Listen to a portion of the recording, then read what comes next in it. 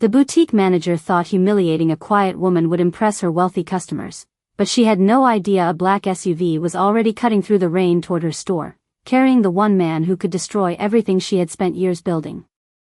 Rain tapped softly against the glass windows of Whitmore and Vale Boutique as Emily Carter stepped onto the marble entrance in a beige wool coat slightly damp from the weather outside. At 36, Emily carried herself with the calm stillness of someone completely comfortable being overlooked. Her blonde hair was tied back in a loose low bun, and the small leather handbag hanging from her shoulder looked worn from years of use. Around her, crystal chandeliers reflected against polished white floors while soft piano music floated through the air. The boutique smelled faintly of expensive perfume and fresh roses arranged carefully near the checkout counter. Women draped in designer coats moved slowly between displays of luxury handbags and limited edition dresses, their heels clicking sharply against the marble floor. The moment Emily walked in, several eyes lifted toward her, then quickly away again with subtle judgment. Vanessa Whitmore noticed her immediately. Standing near the center display in a fitted black blazer and pearl earrings, Vanessa carried the practiced smile of someone who knew how to flatter wealthy clients while quietly humiliating anyone she considered beneath them. She glanced at Emily's simple coat and faded shoes before leaning toward another sales associate with a faint smirk. "Rainy days always bring people looking for free warmth," she whispered just loud enough for nearby customers to hear. A couple standing near the jewelry counter chuckled softly. Emily pretended not to notice. She simply walked deeper into the boutique, her fingers brushing lightly across fabrics with genuine admiration. Unlike the others, she wasn't looking around to impress anyone. She appreciated craftsmanship the way some people appreciated art. She paused in front of a navy blue evening dress displayed beneath a spotlight near the back wall. The silk shimmered elegantly beneath the soft lighting, understated, yet graceful. Emily's eyes softened. It reminded her of something timeless. Something her mother once loved. "That piece is reserved for private clients," Vanessa said suddenly as she approached, her heels echoing sharply behind her. Emily turned politely. "It's beautiful," she replied softly. "May I see it a little closer?" Vanessa crossed her arms slowly. "That dress costs over $12,000. The silence that followed carried a sharp edge beneath the boutique's quiet music. A younger employee nearby lowered her eyes awkwardly while two women browsing handbags glanced over with visible curiosity. Emily remained calm. "I understand," she said gently. "I still would love to see it." Vanessa gave a small laugh, cold and polished. "Ma'am, people don't usually come in here dressed like that unless they're confused about where they are." One customer covered her smile with the back of her hand. Another pulled out her phone casually, pretending to check messages while secretly recording the interaction. Emily felt heat rise into her cheeks, but her expression never hardened. She simply looked back at the dress for one quiet second longer. And somewhere beyond the rain-covered streets of downtown Boston, a black SUV turned onto Madison Avenue. Vanessa tilted her head slightly as Emily continued standing near the navy dress, and the faint amusement on her face slowly sharpened into something crueler. She had spent nearly 10 years building her reputation inside Whitmore and Vale, learning exactly how to identify wealth within seconds. The watches. The handbags. The posture. The confidence. To Vanessa, Emily Carter represented the opposite of all of it. "I think there has been a misunderstanding," Vanessa said smoothly, loud enough for nearby customers to hear without appearing openly aggressive. "This boutique specializes in exclusive luxury collections. We normally schedule appointments for serious buyers." The words settled heavily into the air. A silver-haired woman near the shoe display exchanged an awkward glance with her husband while another customer pretended not to stare. Emily folded her hands calmly in front of her. "I understand," she replied softly. "I only wanted to look at the dress." Vanessa gave a sympathetic smile that never reached her eyes. "Of course you did." A few quiet laughs followed from the back of the boutique. Emily lowered her gaze briefly, not out of shame, but restraint. She had learned long ago that people eager to humiliate strangers were usually revealing far more about themselves than their targets. Still, even dignity has weight when carried publicly. Vanessa reached toward the navy dress and carefully adjusted the fabric as though protecting it from contamination. This particular piece was custom designed for our premium clients, she continued. The silk alone costs more than most monthly car payments.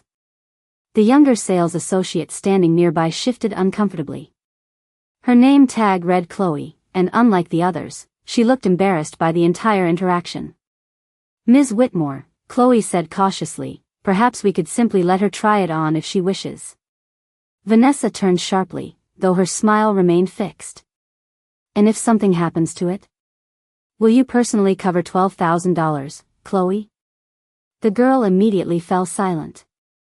Emily noticed the discomfort in her face and offered her a small reassuring smile. Then Vanessa looked back at Emily again. Honestly, she sighed dramatically, people see social media videos and suddenly think luxury stores are tourist attractions. More laughter. Someone near the front counter whispered, "This is getting uncomfortable," but nobody stepped in. The boutique music continued softly overhead, elegant and detached, as though the room itself had learned to ignore humiliation. Emily reached slowly into her handbag and removed a small folded photograph. For just a second, she looked down at it quietly. It was a picture of her younger sister Claire smiling outside a hospital 6 months earlier after finishing chemotherapy treatment. Tomorrow was Claire's birthday. Emily had promised herself she would find something beautiful for her no matter how long it took. She carefully slid the photo back into her bag. "I still would like to purchase the dress," she said gently. Vanessa blinked in disbelief before letting out a short laugh. "Purchase it," she repeated.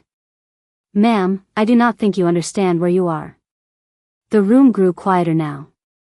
Even the customers watching seemed unsure whether to continue enjoying the spectacle. Vanessa stepped closer, lowering her voice into something colder. "You are making my clients uncomfortable." Emily swallowed slowly. "I never intended to bother anyone." "Then perhaps," Vanessa replied, gesturing toward the glass entrance doors, "you should leave before security becomes involved." The words landed like ice across the marble floor. Near the front window, rain streaked down the glass in silver lines while headlights glowed faintly outside in the darkening afternoon. And 3 blocks away, the black SUV slowed at a red light as Jonathan Carter stared silently out the tinted window, unaware that his wife was standing alone in the middle of a room full of people learning the price of arrogance. For a brief moment, Emily Carter considered explaining herself. She could have mentioned the charitable foundation she quietly helped manage. She could have explained that she and her husband funded scholarship programs across Massachusetts without ever attaching their names publicly. She could have reminded the people staring at her that dignity did not wear designer labels. But years of experience had taught her something important. People determined to look down on others rarely listened long enough to hear the truth. So instead, she simply nodded once. The movement was small, almost graceful. Vanessa seemed satisfied by the silence. "Thank you," she said crisply, as though she had just resolved an inconvenience. Whitmore and Vale prides itself on maintaining a certain atmosphere. Emily glanced around the boutique one last time. Crystal lights shimmered above polished displays while expensive perfume floated through the chilled air. The same customers who had laughed moments ago now avoided direct eye contact. It was easier to mock someone when they fought back. Emily's quietness had unsettled them instead. Chloe stepped forward hesitantly. "Ma'am," she whispered softly to Emily, "I am really sorry." Vanessa shot the younger employee a warning glance. Immediately. "Chloe, please return to the register." The girl obeyed, though guilt remained written all over her face. Emily gave her a faint smile before walking slowly toward the entrance doors. Behind her, whispers continued in low voices. "Did you see her shoes?" one woman murmured. "Honestly, some people have no shame," another replied. Near the front counter, a man in a gray cashmere coat continued casually filming with his phone while pretending to scroll messages. The humiliation had become entertainment now. That was the part people rarely admitted aloud. Public cruelty often attracted audiences long before it attracted conscience. As Emily reached the doors, Vanessa spoke one final time. And next time, she called out with polished sweetness, there are department stores 2 blocks east that may fit your budget better. A few customers laughed again, though softer this time. Emily paused with one hand resting lightly against the brass door handle. Rainwater streaked down the glass inches from her face while traffic lights reflected red and gold across the wet sidewalk outside. For a second, she closed her eyes. Not from weakness. From restraint. Her mother used to tell her that embarrassment reveals character faster than success ever could. Emily understood that now more than ever. She stepped outside into the cold Boston rain without another word. Inside the boutique, Vanessa exhaled proudly and adjusted the sleeves of her blazer. Some people, she muttered loudly enough for nearby customers to hear, mistake confidence for belonging. Several customers nodded approvingly, eager to align themselves with power. Vanessa smiled as she returned to the center display, convinced she had protected the prestige of the boutique. But prestige built on humiliation is fragile. And consequences often arrive quietly. Across downtown Boston, a black SUV moved smoothly through evening traffic, its glossy exterior reflecting the rain-soaked city lights. Inside, Jonathan Carter sat reviewing documents on his tablet while his driver navigated crowded streets. At 42, Jonathan carried the composed stillness of a man accustomed to boardrooms, negotiations, and billion-dollar decisions. His dark charcoal overcoat rested neatly beside him while soft jazz played quietly through the vehicle speakers. Then his phone vibrated. Jonathan glanced down casually at first. But the moment he saw the incoming message, his expression changed. It was from Emily. Only 4 words. I am heading home. No explanation. No complaint. Nothing else. Jonathan stared at the screen for several silent seconds. Then he slowly looked out the rain-covered window toward the glowing lights of Madison Avenue. Turn around, he said quietly to the driver. Take me to Whitmore and Vale. And somewhere inside the boutique, Vanessa Whitmore continued smiling beneath crystal chandeliers, completely unaware that the worst mistake of her career had already been made. The rain intensified as Emily walked slowly down Madison Avenue, the cold wind tugging lightly at the edge of her coat while reflections of city lights shimmered across the wet sidewalks. Around her, Boston moved with its usual restless energy. Taxi horns echoed through intersections, couples hurried beneath umbrellas, and storefront windows glowed warmly against the dark evening sky. Yet Emily barely noticed any of it. Her thoughts remained trapped inside the boutique beneath those crystal chandeliers and polished smiles. Humiliation always lingered longer when delivered quietly. She reached a small cafe near the corner and stepped beneath the awning for shelter. Water dripped steadily from the edge of the roof while she pulled her phone from her handbag again. Jonathan had not replied yet. That was unusual.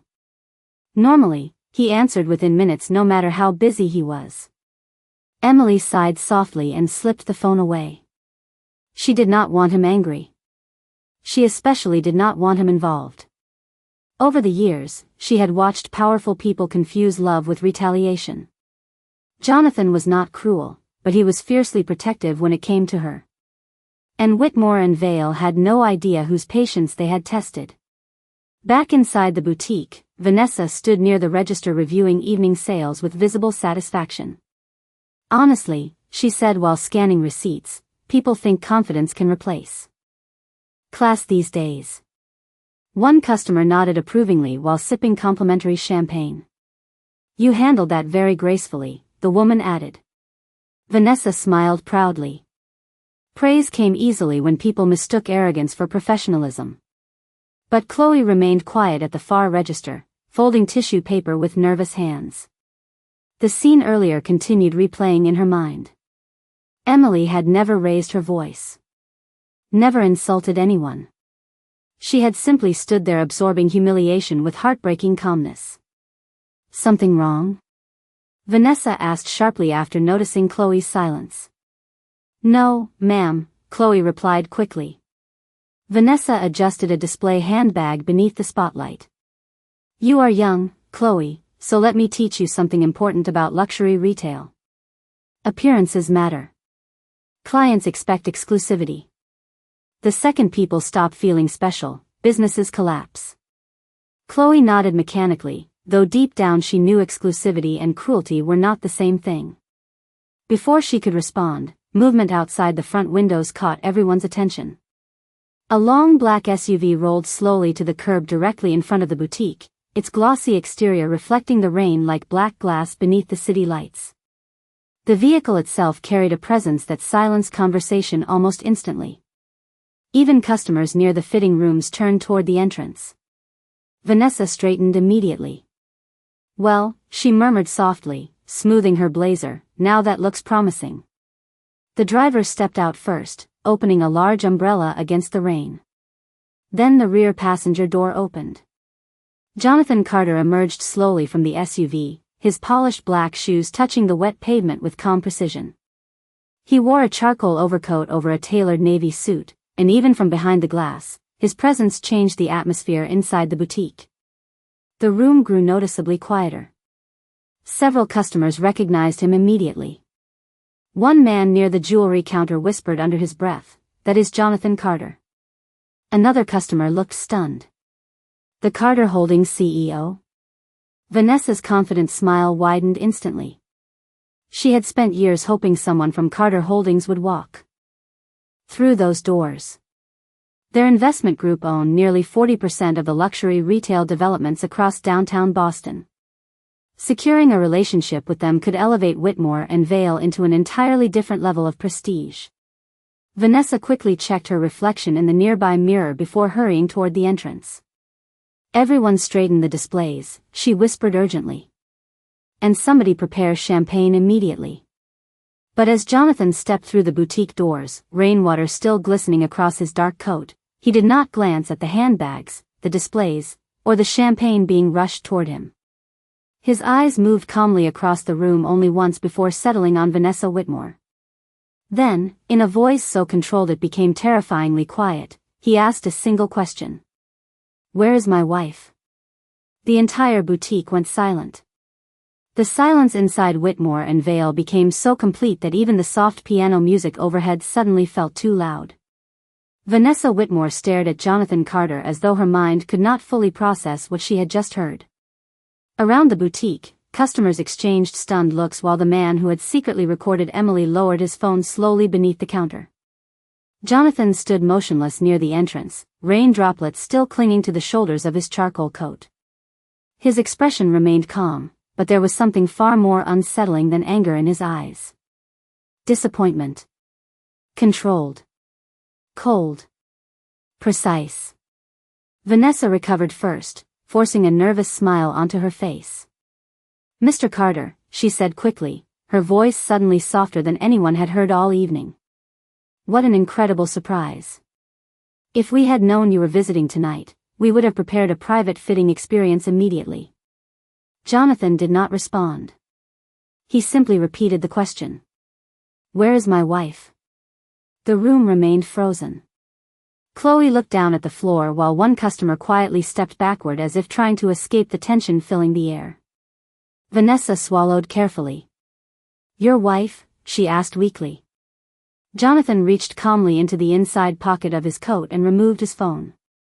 He tapped the screen once before, turning it slightly toward Vanessa. A photograph filled the display. Emily smiling beside him at a charity gala 6 months earlier, wearing the same gentle expression she had carried inside the boutique earlier that evening. Vanessa's face drained of color instantly. The realization hit her like ice water spreading through her chest. Jonathan Carter continued speaking quietly. Blonde hair. Beige coat. Worn leather handbag. Every detail sounded deliberate. "She texted me after leaving here." Vanessa opened her mouth, but no words came out at first. For the first time in years, she looked completely uncertain of herself. "Mr. Carter, I think there may have been some misunderstanding," she said carefully. "Your wife never identified herself." Jonathan stared at her for several long seconds. "Interesting," he replied softly. So kindness here depends on identification? The words landed heavily across the marble floor. Nobody moved. Nobody even pretended to browse anymore. Vanessa's polished confidence began cracking visibly beneath the pressure of the room's silence. We simply maintain certain standards for our clientele, she explained weakly. Jonathan glanced around the boutique slowly, taking in the chandeliers, the displays, the champagne glasses abandoned on silver trays. Then his eyes returned to her. My wife helped build children's cancer centers across this state, he said quietly. She funds scholarship programs anonymously because she believes dignity matters more than recognition. Vanessa's lips parted slightly. Jonathan stepped closer, though his tone never changed. And tonight, she came here trying to buy a birthday gift for her sister. Near the register, Chloe closed her eyes briefly as guilt swept across her face again. Jonathan noticed her expression immediately.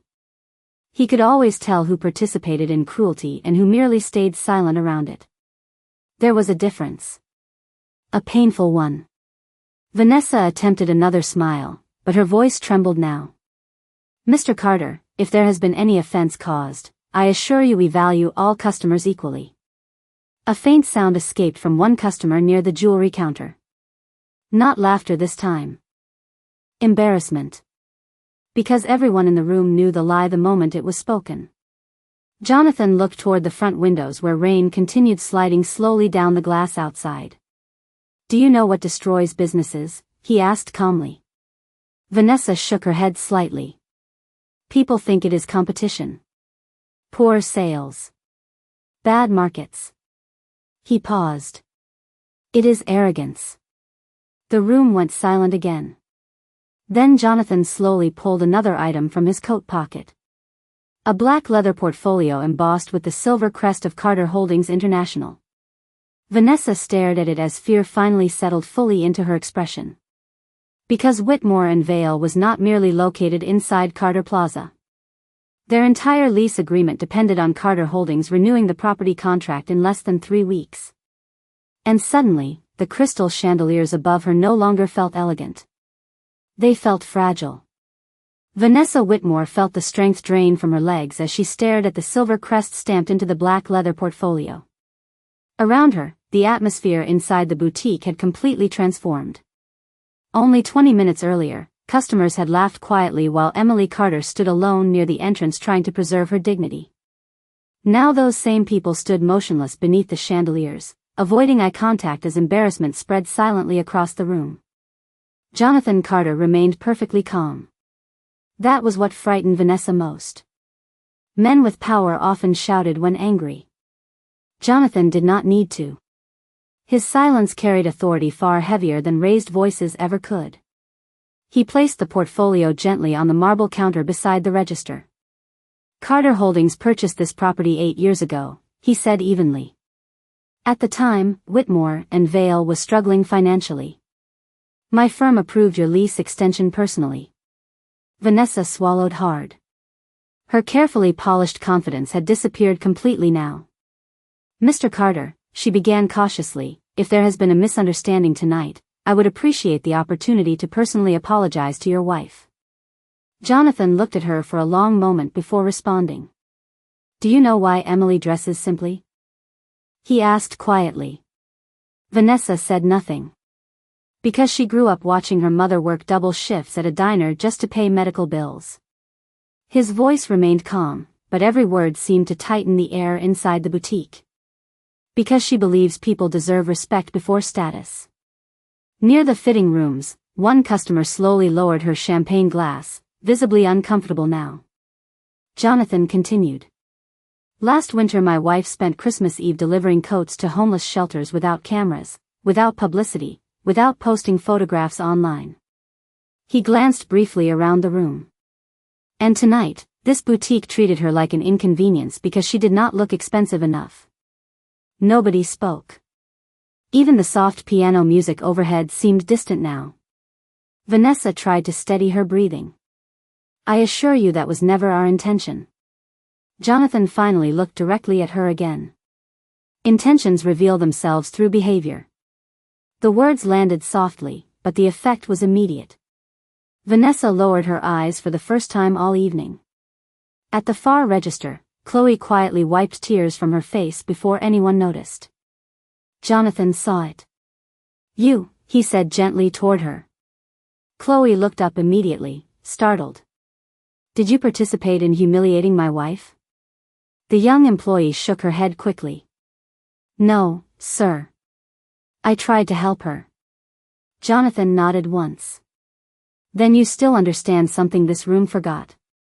Vanessa looked physically ill now.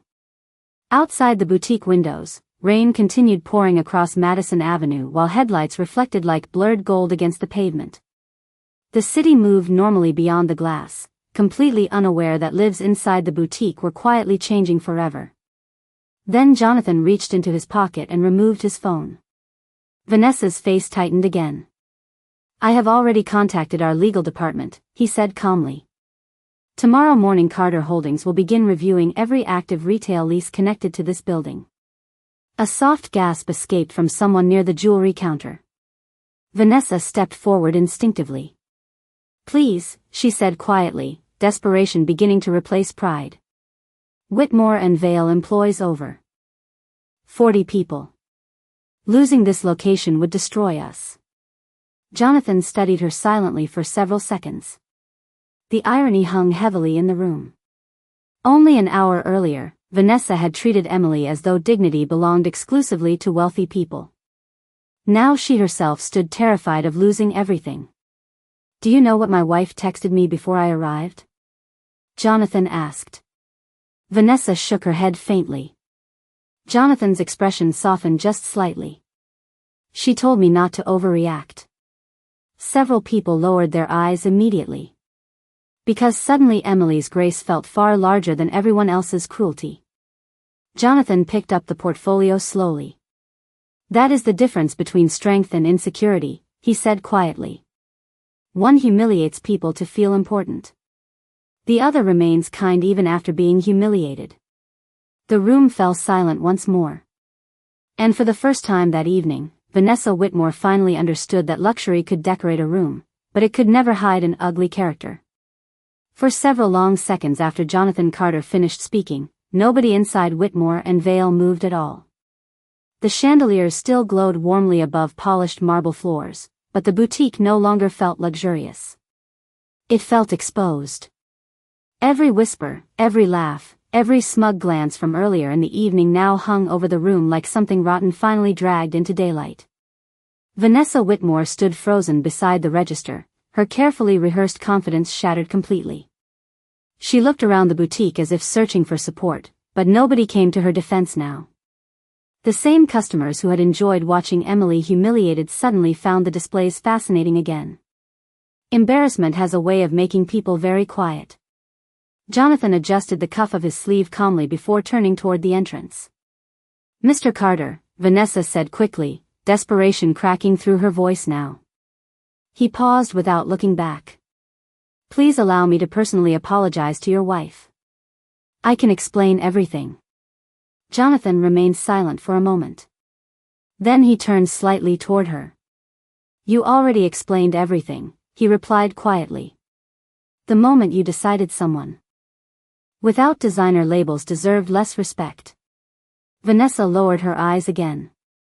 Her reflection shimmered faintly in the polished glass displays around her, though now even she seemed unable to recognize the woman staring back.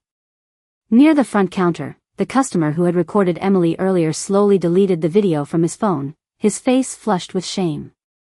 Chloe noticed and quietly looked away. Jonathan began walking toward the entrance again when another voice suddenly interrupted the silence. "Sir?" Everyone turned. It was Chloe. The young employee stepped forward nervously, twisting her hands together. "Your wife left something behind." She carefully held up the small folded photograph Emily had accidentally dropped near the fitting room earlier. Jonathan took it gently. The moment he saw Claire smiling in the picture outside the hospital, his expression softened completely for the first time all evening. He stared at the photograph quietly while rain continued sliding down the boutique windows behind him. "Her sister," he said softly. Chloe nodded. She looked at it before she left. Jonathan slipped the photograph carefully into his coat pocket. "Thank you." Vanessa watched the exchange silently, and something inside her shifted uncomfortably. Until that moment, Emily had never fully felt real to her. She had simply been another poorly dressed customer disrupting the image Vanessa worked so hard to maintain. But suddenly she could picture Emily standing there quietly holding that photograph while enduring humiliation from an entire room full of strangers. The realization hit harder than fear ever could. Jonathan turned toward Vanessa one final time. "Do you know what bothers me most?" he asked calmly. Vanessa shook her head faintly. "Emily will probably blame herself for tonight." The room fell silent again. "She will wonder if she somehow embarrassed people by walking in dressed simply." His jaw tightened slightly for the first time. "And that says more about her kindness than this place deserves." Vanessa's eyes glistened faintly now, though whether from guilt or fear, even she probably did not know anymore. Outside, thunder rumbled softly over the city while headlights blurred through the rain across Madison Avenue. Jonathan reached for the boutique door handle. "Carter Holdings will review your lease fairly," he said without anger. "Not because my wife was insulted, but because businesses representing our property should understand the difference between luxury and arrogance." Then he paused once more. "One creates admiration. The other creates humiliation." With that, he stepped outside into the cold evening rain. The boutique doors closed softly behind him. Inside, nobody spoke for several long seconds. Finally, Chloe quietly removed the champagne glasses from the silver tray and carried them away. No one wanted them anymore. And Vanessa Whitmore stood alone beneath crystal chandeliers, realizing that for all the years she spent teaching employees how to identify wealthy customers, she had never once learned how to identify real class. The rain had softened into a cold mist by the time Jonathan Carter stepped beneath the awning outside Whitmore and Vale. Traffic rolled steadily through Madison Avenue while city lights reflected across the wet pavement like blurred ribbons of gold and red. His driver opened the SUV door quietly, but Jonathan did not get in immediately. Instead, he reached into his pocket once more and looked down at the photograph Chloe had handed him. Claire's smile seemed brighter against the darkness of the Boston evening. Emily had spent weeks searching for the perfect birthday gift for her younger sister. Not because Claire expected luxury, but because surviving cancer had changed how Emily saw ordinary moments. To Emily, celebrating life itself had become something sacred. Jonathan slipped the photograph carefully back into his coat and finally entered the SUV. "Home, sir?" the driver asked softly. Jonathan shook his head. "No," he stared quietly out the window for a moment before speaking again. "Take me to Abigail's Cafe on Tremont Street." The driver nodded immediately. Across town beneath the warm yellow lights of the small cafe, Emily sat alone near the window with both hands wrapped around a cup of untouched tea. The cafe smelled of cinnamon and fresh coffee beans while quiet jazz played overhead. Outside, rainwater slid slowly down the glass beside her as pedestrians hurried through the cold evening carrying umbrellas against the weather. Emily looked exhausted. Not physically. Emotionally. Humiliation leaves people replaying moments they wish had happened differently. She kept hearing Vanessa's voice in her mind. "Those pieces are not for browsing. Department stores may fit your budget better." Emily lowered her eyes toward the table. What hurt most was not the insult itself. It was the laughter that followed. The willingness of strangers to enjoy someone else's embarrassment simply because they felt protected by luxury and crowds. A quiet chime sounded above the cafe entrance. Emily looked up immediately. Jonathan stepped inside, removing his dark gloves slowly as warm air replaced the cold rain outside. The moment he saw her sitting alone by the window, his expression softened completely. Emily stood quickly. "Jonathan," she said quietly. He walked directly toward her without hesitation. "You should have called me sooner." Emily shook her head faintly. "I did not want this to become something bigger."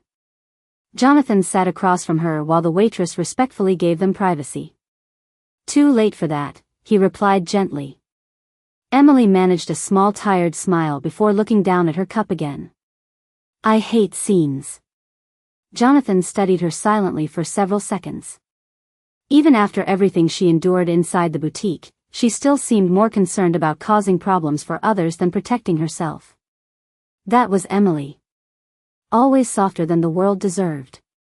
He reached into his coat and placed Claire's photograph carefully on the table between them. Emily's eyes widened slightly. I thought I lost that. A young employee gave it to me. Emily picked up the photograph slowly, brushing her thumb lightly across the edge. I wanted to buy Claire something beautiful tomorrow, she admitted quietly. After everything she survived, her voice faded. Jonathan reached across the table and gently covered her hand with his. Emily, he said softly, you walking into that store did not embarrass anyone.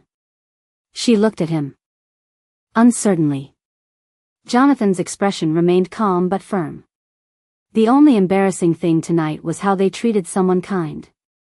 Emily blinked quickly as emotion rose behind her eyes. Outside the cafe window, headlights passed slowly through the rain while distant thunder rolled across the city skyline. Jonathan leaned back slightly in his chair. Do you know what I realized tonight? Emily shook her head. People like Vanessa spend their lives memorizing the cost of handbags. His voice stayed quiet. But they never learn the value of character. Emily looked down at the photograph again before smiling faintly through tired eyes. And somewhere across downtown Boston beneath crystal chandeliers that no longer felt elegant, Vanessa Whitmore sat alone in her office staring at the dark reflection in her window, slowly realizing that one careless evening had exposed the kind of person she had truly become. The next morning, sunlight spilled across downtown Boston as if the storm from the night before had never happened. Madison Avenue buzzed with its usual polished energy. Luxury cars lined the curbs, business executives hurried through revolving glass doors, and shoppers drifted between designer storefronts carrying expensive bags beneath the bright spring sky. But inside Whitmore and Vale, the atmosphere felt painfully different. Nobody laughed that morning. Employees moved quietly between displays while soft piano music echoed awkwardly through the boutique. Even the chandeliers seemed colder somehow. Vanessa Whitmore stood alone inside her office reviewing an email she had already read at least 20 times since sunrise. Carter Holdings International had officially begun a comprehensive review of all retail partnerships associated with the property. The wording remained professional. Polite. Precise. But every executive in Boston understood what it meant. Vanessa lowered the paper slowly onto her desk and stared out through the office glass toward the showroom floor. For the first time in years, she looked tired. Truly tired. Not from work. From recognition. There are moments when people finally see themselves clearly, and the reflection is difficult to survive. A quiet knock interrupted her thoughts. Chloe stepped carefully into the office holding a garment bag. This arrived an hour ago, she said softly. Vanessa frowned slightly. For who? Chloe hesitated. For Emily Carter. Vanessa stared at the garment bag silently while Chloe carefully unzipped the top portion. Inside hung the navy blue silk dress Emily had admired the night before. Perfectly wrapped. Pressed. Beautiful beneath the morning light. Attached to it was a handwritten note. Vanessa recognized Jonathan Carter's signature immediately. Please deliver this to Claire Carter before 6 o'clock tonight. Consider it a birthday gift from Emily. Vanessa read the sentence twice. Then a third time. Her throat tightened unexpectedly. After everything that happened, Emily still chose kindness. Not revenge. Not humiliation. Kindness. The realization settled heavily inside the room. Chloe looked at her carefully. She could have destroyed us, the young employee whispered quietly. Vanessa nodded faintly without lifting her eyes from the note. I know. Downstairs, customers slowly entered the boutique again, though the mood felt restrained now. Word had spread quickly through downtown Boston overnight. Not through tabloids or social media scandals. Through whispers. Quiet conversations between investors, business owners, and employees who understood exactly what had happened. Reputation travels fast in wealthy circles. Especially arrogance. Around noon, the boutique doors opened once more. Every employee instinctively looked up. Emily Carter stepped inside wearing the same beige coat from the previous evening. But this time, nobody laughed. Nobody whispered. The room became completely silent. Vanessa immediately walked forward, her posture no longer proud or polished. Just human. "Mrs. Carter," she said quietly. Emily looked slightly uncomfortable already. "I only came to thank Chloe for finding my photograph," she replied gently. Chloe smiled immediately from behind the counter. Vanessa swallowed carefully before speaking again. "There is something I need to say." The entire boutique seemed to hold its breath. Vanessa lowered her eyes briefly. "I humiliated you because I judged your appearance," she admitted softly. "And I was wrong." Emily stood still for a moment, surprised not by the apology itself, but by the sincerity finally behind it. Vanessa gestured toward the navy dress carefully hanging nearby. "It is yours," she said quietly. "No charge." Emily shook her head immediately. "No," she replied gently. "I came to buy it for my sister. And I still would like to." Vanessa stared at her in disbelief. Even now, Emily refused to use power where dignity was enough. Slowly, Emily reached into her handbag and placed her credit card onto the marble counter. The same counter where she had once been treated like she did not belong. The room remained silent as Vanessa carefully wrapped the dress herself with trembling hands. And when Emily finally turned to leave, sunlight catching softly against the boutique windows behind her, nobody in the room saw a simple woman anymore. They saw something far rarer. A person who carried grace in a world that too often rewarded cruelty. And that day, beneath crystal chandeliers and polished marble floors, Whitmore and Vale finally learned that true class is revealed not by wealth, but by how gently someone treats people when there is no advantage in doing so.